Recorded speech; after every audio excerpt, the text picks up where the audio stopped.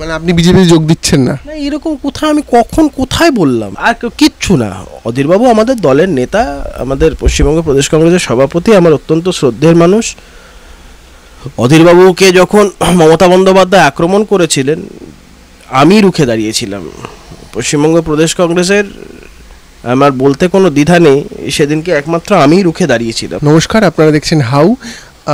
আজকে আমার সাথে রয়েছেন বিশিষ্ট আইনজীবী এবং কংগ্রেস নেতা শ্রী কৌস্তব বাগচি। কৌস্তবদা, থ্যাংক ইউ প্রথমে আমাদের সাথে কথা বলার জন্য। ধন্যবাদ। আমি প্রথমে একটা প্রশ্ন দিয়ে শুরু করছি যে আপনার নেতা, আপনার সর্বভারতীয় নেতা রাহুল গান্ধী বলছেন যে নফরত কে বাজার মে হাম মোহব্বত কা দোকান খুলনা চাতে হ্যাঁ। তো সেই মোহব্বতের দোকানে, সেই নফরতের বাজারে যদি ব্যাগ নিয়ে মমতা বন্দ্যোপাধ্যায় যান, আর সেই মহব্বতের দোকানে আপনারা মমতা বন্দ্যোপাধ্যায়কে দুদণ্ড বসতে দেবেন না? না, বিষয়টা তা না। দেখুন, দয়াদাক্ষিণ্য ভাব ভালোবাসা দেখানোর জায়গা থেকে আমরা কোনো সময় কারোর ক্ষেত্রে পিছপা হই না। কিন্তু ব্যাপারটা হচ্ছে, আপনারা যে প্রেক্ষাপটে কথাটা বলছেন সেটা হচ্ছে যে একটা একসাথে চলার যে বিষয়টা, নিজে একটা ন্যারেটিভ তৈরি করা হচ্ছে, সেটা বোধহয় পশ্চিমবঙ্গের কংগ্রেস কর্মীদের ক্ষেত্রে অনেক জায়গাতে সেই জায়গায় অনেক আপত্তি আছে এবং তার যথেষ্ট সঙ্গত কারণ আছে। তো সেটার সাথে এই নফরত কি বাজার মে মোহব্বত কি দোকান খোলনা, যেটা রাহুল গান্ধী বলেছেন, সেটাকে মিলিয়ে দেওয়া ঠিক নয়। মমতা বন্দ্যোপাধ্যায় পশ্চিমবঙ্গে যেভাবে তার দল এবং তিনি যেভাবে দমনপীড়ন নীতি চালিয়েছেন দিনের পর দিন, শুধু সাধারণ মানুষের উপর তো চালিয়েছেন, এবং কংগ্রেস কর্মীদের উপর যেভাবে উনি চেষ্টা করেছেন রাজ্যে কংগ্রেসকে ডেসিমেট করে দেওয়া, তো সেই ক্ষেত্রে জেনে বুঝে সুইসাইডাল কোনো স্টেপ নেওয়া তো কংগ্রেসের পক্ষে খুব যুক্তিযুক্ত বিষয় না। এই কথাটাই আমরা বারবার করে বলছি। তো এই বিষয়গুলোকে গুলিয়ে দেওয়া ঠিক নয়। কিন্তু কংগ্রেসের মতো একটা সর্বভারতীয় দল, কংগ্রেস, বিজেপি বা কমিউনিস্ট পার্টি, এরা তো আঞ্চলিক দল না। এখানে সিদ্ধান্ত অনেক বেশি দিল্লি কেন্দ্রিক হয়। বা জ্যোতিবাবু পলিট ব্যুরোর এগেনস্টে বলতে পারেননি, আজকে শুভেন্দু অধিকারী অনেকটা বিজেপির এগেনস্টে বলতে পারছেন না। সেন্ট্রাল কমিটি যা ডিসিশন নিচ্ছেন রাজ্য বিজেপিকে তাই চলতে হচ্ছে। সেরকমভাবে আপনারাও যখন সেন্ট্রাল একটা ডিসিশন নিচ্ছে, রাজ্য প্রদেশ কংগ্রেসের একজন নেতা হিসেবে আপনারা পারবেন তার বিরুদ্ধে গিয়ে কথা বলতে? সেটা তো অসুবিধার একটা। দেখুন, আমাদের এই ভরসা, বিশ্বাস, আস্থা সবটাই আছে যে রাজ্যের নেতৃত্ব বা রাজ্যের যারা কর্মীরা বিশেষ করে, তাদের ভাব আবেগকে গুরুত্ব না দিয়ে কেন্দ্রীয় নেতৃত্ব এমন কোনো কাজ করবে না। কারণ তারা যথেষ্ট ওয়াকিবহল এই বিষয়গুলোতে, পশ্চিমবঙ্গে কীভাবে কংগ্রেস কর্মীরা লড়াই করছে দিনের পর দিন দলের একটা জায়গা করার জন্য, কি অক্লান্ত পরিশ্রমটাই তাদের করতে হচ্ছে। তো আমাদের বিশ্বাস আছে যে এমন কিছু হবে না that will be detrimental to the interest of the Congress party workers in West Bengal. পশ্চিমবঙ্গে আপনি কংগ্রেসের ঘুরে দাঁড়ানোর কথা বলছেন, তো এরকম একটা জায়গায় দাঁড়িয়ে বলছি, একটা বিশেষত আপনাকে নিয়ে, আপনি যখন এই ব্যাপারটা সবচেয়ে বেশি বিরোধিতা করছেন অন্যান্য পার্টি ওয়ার্কারের তুলনায়, কিন্তু আমি একটা কথা বলছি, যখন এইরকম একটা জায়গায় দাঁড়িয়ে বিজেপির তরফ থেকে অনেকেই এবং মিডিয়ার একাংশ প্রচার করছে যে আপনি সম্ভবত বিজেপিতে যোগ দিতে চলেছেন। সন্ময় বন্দ্যোপাধ্যায় ইউটিউব চ্যানেলে সেটা রিলিজ করে দিয়েছে, হয়তো যেতে পারেন আপনি। এবং এটা আপনি এখন কী ভাবছেন? এখন খেয়ালি পোলাও যদি কেউ পাকাতে চায়, আমি কি কাউকে না করতে পারি? যে যার মতন করছে, আমার এখানে কোনো বক্তব্য নেই। যে যার মতন সবাই একটা পারসেপশন বিল্ড আপ করার চেষ্টা করছে। তো কে কী করছে তার দায়িত্ব তাদের, আমার তো কোথাও এরকম দায়িত্ব নেই এটা বলার। এইসব নিয়ে তো প্রশ্ন ওঠাটাই খুব অযৌক্তিক। আমি এসব নিয়ে কথা বলতেই একদম রাজি নই। আপনি বিজেপিতে যোগ দিচ্ছেন না? না, এরকম কোথায় আমি কখন কোথায় বললাম যে আমি? আপনি বলেননি, কিন্তু অধীর চৌধুরীর সাথে আপনার একটা। আর কিচ্ছু না। অধীরবাবু আমাদের দলের নেতা, আমাদের পশ্চিমবঙ্গ প্রদেশ কংগ্রেসের সভাপতি, আমার অত্যন্ত শ্রদ্ধেয় মানুষ। অধীরবাবুকে যখন মমতা বন্দ্যোপাধ্যায় আক্রমণ করেছিলেন, আমি রুখে দাঁড়িয়েছিলাম। পশ্চিমবঙ্গ প্রদেশ কংগ্রেসের আমার বলতে কোনো দ্বিধা নেই, সেদিনকে একমাত্র আমিই রুখে দাঁড়িয়েছিলাম। তো সেইখানে এইটা দেখানো যে অধীরবাবুর সাথে আমার মতান্তর বা এই সবগুলো কোনো কিছুই নয়। সবাই যে যার মতন পারছে খেয়ালি পোলাও পাকাচ্ছে, পাকা, কী অসুবিধা আছে? আমার এখানে কোনো দায় নেই এগুলো নিয়ে উত্তর দেওয়া নিয়ে। এই ইন্ডিয়া একটা জোট তৈরি হয়েছে, সেখানে তো তৃণমূল এবং কংগ্রেস এবং ভারতবর্ষের অন্যান্য প্রত্যেকটা আঞ্চলিক দলই প্রায় একটা জায়গায় এসেছে। তো সেরকম জায়গায় দাঁড়িয়ে আপনি একজন কংগ্রেসের দীর্ঘদিন ধরে কাজ করছেন, তো আপনাদের কাছে কি আপডেট যে এই রাজ্য স্তরেও এরকম একটা আন্ডারস্ট্যান্ডিং হতে চলেছে? দেখুন, ইন্ডিয়া বিষয়টা প্রি ইলেকশন কোনো অ্যালায়েন্সের বিষয় না, একটা অপোজিশন ইউনিটি। এটা দেখুন, লোকসভা তো অনেক ক্ষেত্রে ফ্লোর কোঅর্ডিনেশন অনেক কিছু হয়। একসাথে মুভ করতে হয়, অনেক ক্ষেত্রে এই জিনিসগুলো হয়। তো সেখানে ইন্ডিয়া কোনো সময়তে এখনও অবধি এই প্রজেকশন হয়নি যে এটা একটা প্রিপোল অ্যালায়েন্স হতে চলেছে। পশ্চিমবঙ্গের ক্ষেত্রে এখন আমাদের দলীয় নেতৃত্বের সাথে কথাবার্তা বলে আলটিমেটলি আমাদের নেতারা ডিসাইড করবে, কিন্তু আমি বারংবার সেই কথাটাই বলেছি যে এমন কিছু যেন না করা হয় যেটা কংগ্রেস কর্মীদের স্বার্থ বিরোধী হবে এই রাজ্যে। সেই বার্তাটা আমরা বারংবার পৌঁছেছি। দেখুন, এই কথা তো বলে কোনো আমি ভাব বাচ্চা কথা বলতে পছন্দ করি না, আর আমি ওই রেখে টেকে কথা বলতে একদম পছন্দ করি না। মমতা বন্দ্যোপাধ্যায় সোনিয়া গান্ধীর পাশে এবং রাহুল গান্ধীর পাশে বসে যখন একসাথে একটা বৈঠক করে অস্বস্তি আমাদের হয়, এটা নিয়ে কোনো অস্বীকার করার কোনো জায়গা নেই। সেই ক্ষেত্রে আমরা আমাদের অভিযোগের কথাগুলো জানিয়েছি, আগামী দিন আরও জানাবো এই বিষয়গুলো। পশ্চিমবঙ্গের প্রত্যেকটা কংগ্রেস কর্মী দলের স্বার্থে, দলকে বাড়ানোর জন্য যে অক্লান্ত পরিশ্রম করছে, আমাদের মনে হয় না সেখানে আমাদের তৃণমূলের সাথে যাওয়ার কোনো প্রয়োজন আছে। কারণ তৃণমূল পশ্চিমবঙ্গে আগামী দিনে একটি ক্ষয়িষ্ণু শক্তিতে পরিণত হবে, সেটা অলরেডি শুরু হয়ে গেছে। এদের যা অবস্থা, অবক্ষয় যা শুরু হয়ে গেছে, তো সেইখানে এই ধরনের একটি দুর্নীতিপরায়ণ রাজনৈতিক দল, এই ধরনের একটি ভিন্ডিকটিভ রাজনৈতিক দল, যাদের ওয়ান পয়েন্ট এজেন্ডাই হচ্ছে কংগ্রেসকে পশ্চিমবঙ্গ থেকে ডিসিমেট করতে হবে, তাদের সাথে যতটা কম সখ্যতা রাখা যায় ততটাই ভালো। এই কথাটাই আমি বারংবার বলেছি। আচ্ছা, আপনি দুর্নীতি নিয়ে বারবার ভোকাল হয়েছেন, আপনি তৃণমূলের দুর্নীতি নিয়ে আপনি বলতে বারংবার পিছু হটেননি, কিন্তু আপনার মনে হয় না আপনি যতটা তৃণমূলের বিরুদ্ধে ভোকাল ততটা বিজেপির বিরুদ্ধে নন? কে বললো এগুলো? যাদের এই পারসেপশন বিল্ড আপ করছে, বোকামোর কাজ করছে। আজকে এমনও ইনস্ট্যান্স আছে অনেক ক্ষেত্রে যেখানে মহাত্মা গান্ধীকে যখন অপমান করা হয়েছিল বিজেপি ঘনিষ্ঠ কংগ্রেস রানাওয়াত, তার বিরুদ্ধে এফআইআর আমিই করেছিলাম।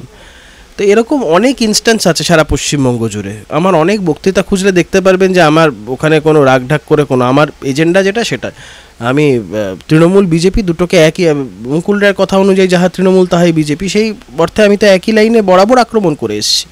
এখন দেখুন, পশ্চিমবঙ্গে যদি এখন আমাকে এই বিষয়গুলো নিয়ে এখন শুনতে হয় যে আমি এখন কংগ্রেস ছেড়ে বিজেপিতে যাচ্ছি বা এ করছি, আমি জাস্ট এগুলো ইগনোর করছি, আর কিচ্ছু না। পশ্চিমবঙ্গে একটাই জিনিস, সেটা হচ্ছে বর্তমানে মানুষের মনে একটা ন্যারেটিভ যেটা তৈরি করার চেষ্টা হচ্ছে যে কংগ্রেস আর তৃণমূল বোধহয় এক। এটার তো একটা খুব সংযত কারণ আছে, এটা তৃণমূলের পক্ষ থেকে হাওয়াটা ভাসানো হচ্ছে, কারণ তৃণমূল বুঝতে পারছে যে কংগ্রেসই হচ্ছে তাদের প্রচণ্ড একটা ভয়ঙ্কর চ্যালেঞ্জের মুখে ফেলতে পারে। তো সেই ক্ষেত্রে কংগ্রেসকে যতটা ডিসিমেট করা যায়। আর আমি তৃণমূলের প্রতি বেশি আক্রমণাত্মক, এটা তো খুব স্বাভাবিক। রাজ্যে তো শাসক দলের নাম তৃণমূল কংগ্রেস, কেন তো বিজেপি শাসন ক্ষমতায় নেই। বিজেপিকে ইস্যুভিত্তিক যেই জিনিসগুলো বলার সেগুলো আমরা অবশ্যই বলি, কিন্তু তৃণমূল তো এখানে প্রধান বিরোধী দল। তো তৃণমূলকে আক্রমণ করবো না তো কাকে আক্রমণ করবো? কিন্তু তৃণমূলের যারা দুর্নীতিপরায়ণ নেতা, তার বিরুদ্ধে আপনি কোর্টেও ভোকাল হয়েছেন বা রাস্তায় ভোকাল হয়েছেন। তো তৃণমূলের দুর্নীতির মধ্যে থেকে তো অনেক নেতা বিজেপিতে চলে গিয়েছেন, যেন অভিষেক বন্দ্যোপাধ্যায় বারংবার প্রচার করেন, বা তৃণমূলের অনেক নেতা নেতৃত্ব বলেন যে শুভেন্দু অধিকারী নারদা স্টিং অপারেশনের অন ক্যামেরা টাকা নিয়েছিল। তো তার বিরুদ্ধে আজ অবধি সেইভাবে রাস্তায় নামা হয় না, কথা বলা হয় না। দেখুন, সেটা যদি বলতে হয় তাহলে তো অনেক তৃণমূলের নেতা নেত্রীরা আছে যারা বড় বড় কথা বলে এখন ড্রয়ারে টাকা ঢোকাচ্ছে, এ করছে, তাদেরকেও তো দেখা গেছিলো। তৃণমূল তাদের কথাটা কেন বলে না? আমরা তো দুটোই একসাথে রেখে বলছি। তো সেই ক্ষেত্রে যে কোনো আইনি প্রক্রিয়া সেটা আইনগতভাবে চলবে। নারদার বিষয়টা সেটা তো অলরেডি ইটস আন্ডার ইনভেস্টিগেশন, সেটা যা হওয়ার হবে, সেটা নিয়ে তো কারোর কোনো অসুবিধা নেই, অস্বস্তি নেই। আর আমি আপনাকে বারবার করে একটা কথা বলছি, বারবার করে এই কথাটা আমাকে বলার যে বিজেপির নেতারা তৃণমূলে গেছে, এই কথাটা আমি সব থেকে বেশি ভোকাল ছিলাম। আমি যখন অর্জুন সিং দল চেঞ্জ করেছে বা অন্যান্য নেতারা যখন দল চেঞ্জ করেছে, যখন এটা যোগদান মেলা করেছে পশ্চিমবঙ্গ প্রদেশ কংগ্রেসের, হেন কোনো নেতা নেই আমার মতন যে কেউ ভোকাল হয়ে বলেছে। এই বিষয়টা সব থেকে বেশি ভোকাল ছিলাম আমি। আমার মনে হয় যে কোনো চোরকে যে কোনো রাজনৈতিক দলে স্থান দেওয়া চট করে উচিত না। বিজেপি করছে, সে তাদের ফল ভুগেছে। 21 সালে বিজেপি তারা যে এক্সপেক্ট করেছিল রেজাল্ট, সেটা হয়নি। এত চোর তৃণমূলকে প্রায় 150-200 তৃণমূলে যদি এখন চোরকে বিজেপি প্রার্থী করে, থোড়েই কিছু রেজাল্ট হবে? সেই কথাটা আমরা অনেক আগেই বলেছিলাম। সামনের লোকসভাকে কেন্দ্র করে রাহুল গান্ধীকে প্রজেক্ট করা হচ্ছে, কিন্তু মল্লিকার্জুন খাড়গে বারবার বলছেন যে, বারবার না, একবারই বলেছেন যে আমাদের কোনো প্রধানমন্ত্রী পদপ্রার্থী। রাহুল গান্ধী আপনাকে বলেছে যে আমাকে প্রজেক্ট করছে?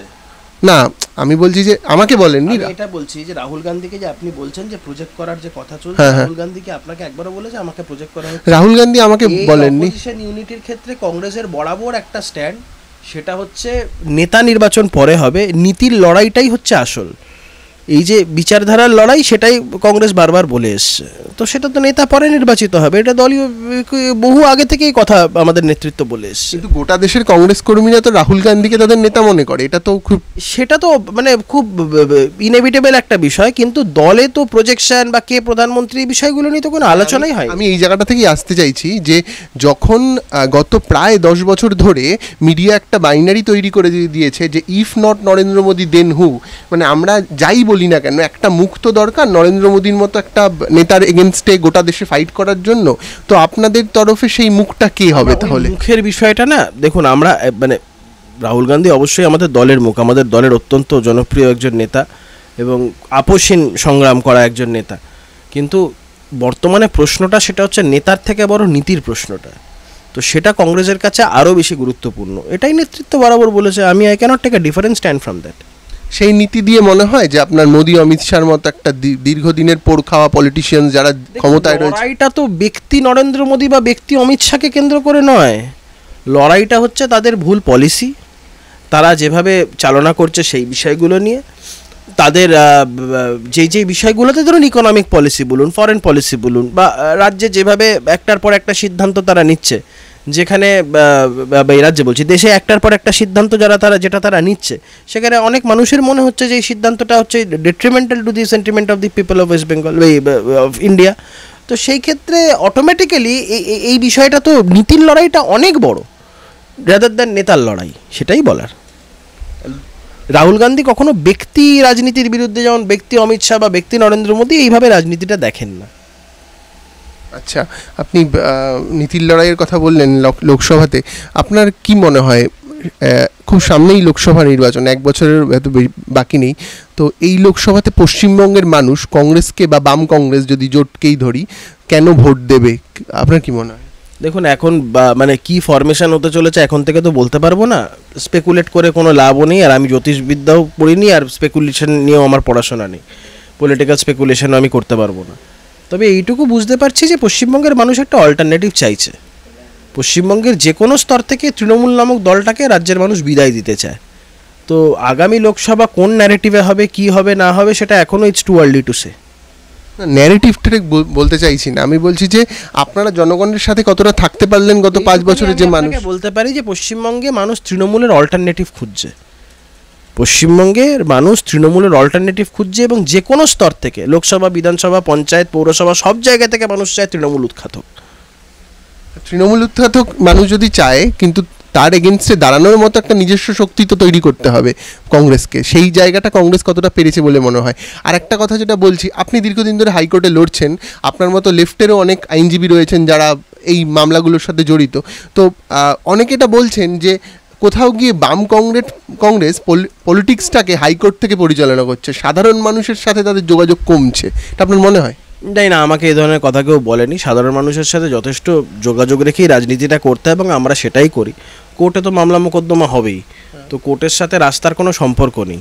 রাস্তার আন্দোলন রাস্তার জায়গায়, কোর্টের মামলা মোকদ্দমা কোর্টের জায়গায়, তো এইগুলো অবান্তর কথা। অনেক ধন্যবাদ আপনাকে, থ্যাংক ইউ।